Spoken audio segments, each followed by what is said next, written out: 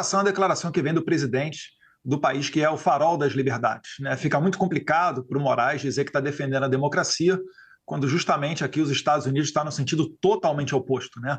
Ou então eles vão ter que dizer que os Estados Unidos é uma organização ditatorial, uma organização criminosa. Se bem que na prática é isso que eles já estão fazendo, né? Quando você abre uma investigação contra mim, né, com a acusação de abolição violenta do Estado Democrático de Direito, argumentando que isso se dá devido às minhas relações com autoridades da Casa Branca e do Congresso dos Estados Unidos, você está decretando que os Estados Unidos é uma organização criminosa. E isso salta aos olhos quando você compara, por exemplo, o nosso vice-presidente, que foi à posse do novo presidente do Irã e se sentou ao lado de líderes do Hamas, do Hezbollah, da Jihad Islâmica, dos Houthis. Então, fica muito claro para a percepção até popular ver quem é que está defendendo o lado correto. E eu gostaria de ressaltar aqui o ponto final da mensagem de hoje mais cedo do presidente Donald Trump, onde ele não fala apenas sobre Jair Bolsonaro e seus familiares, mas sobre a perseguição que é feita a todos os seus apoiadores. Bem da verdade, Jair, para dizer quase nunca, raramente apareceu nas conversas, nas reuniões com as autoridades americanas. A nossa preocupação aqui sempre foi em fazer uma anistia ampla, geral e restrita para que a gente pudesse retomar o Brasil no rumo que nós queremos e não, né, permitindo que uma Suprema Corte liderada pelo Alexandre de Moraes, hipertrofiada, viesse a todo momento, né, interferir no Congresso, mesmo nas questões mais básicas, como a discussão de um imposto como o IOF. Então, o Congresso hoje ele é a antessala do STF, é o controle de constitucionalidade preventivo do STF. E é claro que a população quer permitir que os seus deputados e senadores eleitos exerçam a sua representatividade, até porque elas sabem que no STF elas não têm quem votar. O sistema não foi feito para isso. Então, o que a gente busca aqui com essas sanções ao Alexandre de Moraes é resgatar a democracia brasileira. Não dá para você dizer que você vive num regime democrático onde nem mesmo os deputados têm a certeza de que aquilo que eles votaram e aprovaram, no dia seguinte, pode ser derrubado pelo STF. Ou mesmo do que um deputado falar ou fizer um vídeo, ele no outro dia pode estar 9 anos na cadeia, como Daniel Silveira. Isso daí, né, é muito mais, né, do que uma ditadura que a esquerda tanto criticou que o Brasil viveu nos anos 70 com o regime militar. Então, eu espero que esse impacto da declaração do Trump venha a ser positivo nesse sentido e também surge uma alta expectativa para outras ações, né? É provável que nos próximos dias o Brasil possa, sim, experimentar, né, uma sanção contra o Alexandre de Moraes, que é o que eu busquei sempre aqui nos Estados Unidos, já que no Brasil não existem mais ferramentas para fazer, né, o Brasil voltar a ser uma democracia normal. E tem como piorar?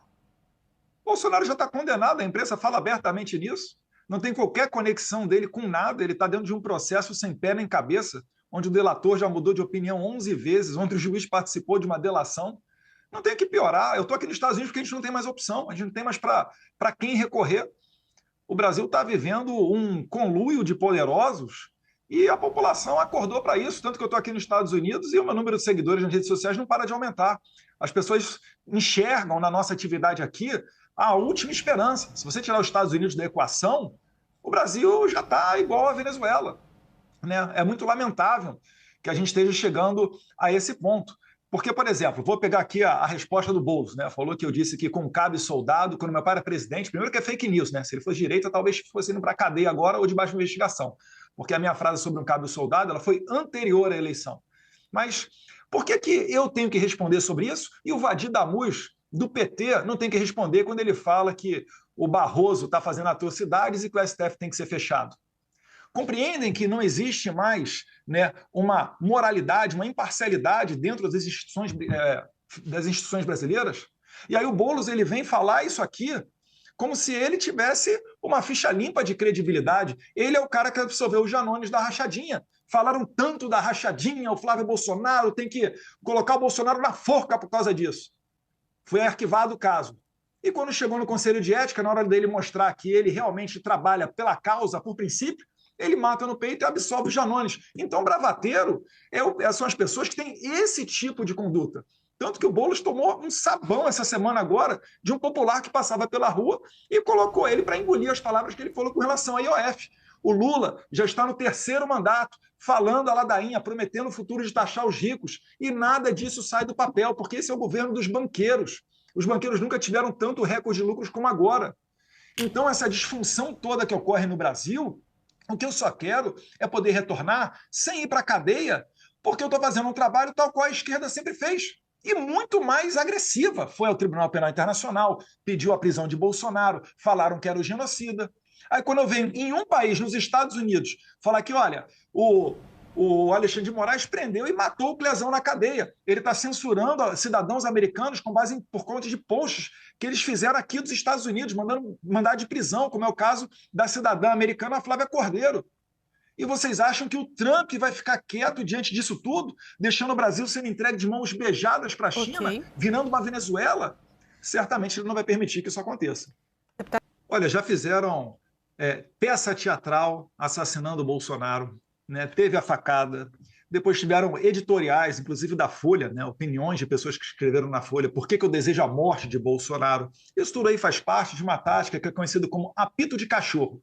A pessoa fica estimulando na mente do outro, né, uma conduta delituosa, uma conduta agressiva, e depois, quando ela acontece, ele diz, opa, eu não tenho nada a ver com isso, eu não falei isso. Enfim, né, vamos ser sinceros aqui e trabalhar com a verdade, Boulos. Não dá para você chegar e falar sobre situações e os fatos que estão na cara da população irem no sentido contrário.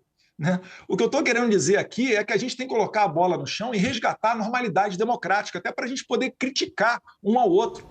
Hoje em dia não existe mais essa tranquilidade nem no Congresso, quanto mais dos cidadãos comuns. Durante a eleição tive que apagar post meu, onde eu relacionava Lula a Nicolás Maduro. E na posse do Lula, quem é que veio? O Nicolás Maduro. Será que essa é uma eleição que foi tranquila, que foi uma eleição normal? Bolsonaro não podia fazer live a partir da sua casa? Por que houve um trabalho ostensivo do TSE para não permitir o voto impresso aprovado pelo Congresso Nacional? A quem perde e quem ganha com a comprovação do voto onde você bota numa urna? Isso tudo faz parte de um tapetão. E, é claro, aí fica uma eleição obscura, as pessoas se revoltam, e o 8 de janeiro foi um protesto que foi longe demais, é verdade. Mas dizer que daí foi uma tentativa de golpe, pelo amor de Deus, sem armas, sem apoio de policial, nada. Pelo amor de Deus, né? Eu acredito que tem a nossa contribuição na medida que a gente traz os fatos, né, do Brasil para o conhecimento dos norte-americanos aqui, seja dentro do poder executivo ou do poder legislativo principalmente, mas também percorrendo a imprensa internacional. Né, eu queria pegar um gancho aqui para responder ao Boulos, né, dizendo que, olha, se é um fato que não tem impacto no Brasil, que não tem importância, não vai mudar nada no Brasil, por que o Lula escalou o Itamaraty para tentar, né, brecar qualquer conduta do governo norte-americano? A verdade é que está ocorrendo nos bastidores uma preocupação muito grande. Ninguém quer tomar uma sanção ao FEC nas costas, né? Fica sem acesso à conta bancária, a cartão de crédito, e as pessoas com as quais você se relaciona também acabam sendo sancionadas. Então, existe uma grande chance de que, em se verificando essas sanções, o Moraes ele seja isolado, né? Seja uma pessoa tóxica. E aí, nesse momento, né, tirando de lado o Moraes, porque o nosso problema nunca foi com as instituições brasileiras, mas somente com este juiz da Suprema Corte, a gente possa ter a tranquilidade para resgatar a normalidade brasileira. Agora, dizer que o Lula resgatou o Brasil no cenário internacional, pelo amor de Deus, ele acabou de fazer um BRICS, que é o grupo dos seus maiores aliados, sem os dois, né, líderes dos principais países, sem o Xi Jinping da China e sem o Putin da Rússia. O Lula resgatou nossa soberania para quê? Para mandar avião da FAB pegar a ex-primeira-dama do Peru, condenada por corrupção lá no Peru, e trazer ela de jatinho da FAB para o Brasil? Eu acho, Boulos, que a melhor resposta que a gente tem, né, com relação à outra pergunta que você fez, tributária, é reduzir os custos do governo. Por que o Lula não faz igual o Bolsonaro? Fica em hotel de trânsito do Exército, né? Fica reduzindo ao máximo os custos dentro do Palácio do Alvorada, do Palácio do Planalto. Isso daí não faz porque o Lula quer ficar de férias, né, em lua de mel eterna com a Janja, e quer que o povo pague essa conta. Nem rico nem pobre tem que pagar essa conta. Né? A gente tem que trabalhar e ter um governo enxuto e com austeridade. A esquerda já tocou fogo em ministério, já rolou carro para dentro da Câmara, já deu flechada na perna de policial legislativo federal, já feriu cerca de 30 policiais militares em manifestações do MST, né, grupo aí congênero do MTST do Boulos. Isso tudo para a esquerda é normal. Né? Nenhuma pessoa foi sequer investigada por todos esses fatos que eu acabei de falar aqui. E aí, quando acontece um protesto da direita, que foi longe demais, é verdade, quando a gente queria as câmeras do Ministério da Justiça, o Flávio Dino não deu, quando a gente quis fazer uma CPI de verdade e não conseguimos devido à interferência do governo dentro do Congresso Nacional, aí eles vêm querer dizer que nós somos os golpistas. Pelo amor de Deus, né? O golpe ele já foi dado numa eleição onde você não tem uma maneira de fazer uma auditoria, né? E onde um dos oponentes teve um braço amarrado para trás. Falei aqui de inúmeros casos, vários vídeos que tiveram que ter sido deletados, posts relacionando o Lula a Nicolás Maduro, ao Daniel Ortega, que é o ditador da Nicarágua, ao aborto, enfim. Fomos proibidos de mostrar à população quem é o Lula de verdade no período eleitoral. Isso daí não dá para dizer que é uma democracia, né? Então, o que o sistema está fazendo agora? Ele está prendendo os opositores. Bolsonaro só está correndo o risco de ir para a cadeia porque ele lidera as pesquisas. Só que não adianta prender o Bolsonaro. Essa ideia de colocar o interesse dos brasileiros em primeiro lugar, ela vai adiante. Tanto que até mesmo eu, aqui dos Estados Unidos, estou liderando as pesquisas na frente do Lula. Lula está servindo cafezinho frio. É um governo que já ultrapassou todos os limites. Nem mesmo a imprensa internacional de esquerda quer se associar ao Lula. Veja as matérias do Financial Times, New York Times, né, The Economist. Ninguém mais quer se associar à imagem do Lula porque viu que ele é uma pessoa que defende terrorista, usa avião da FAB para pegar a condenada por corrupção no Peru.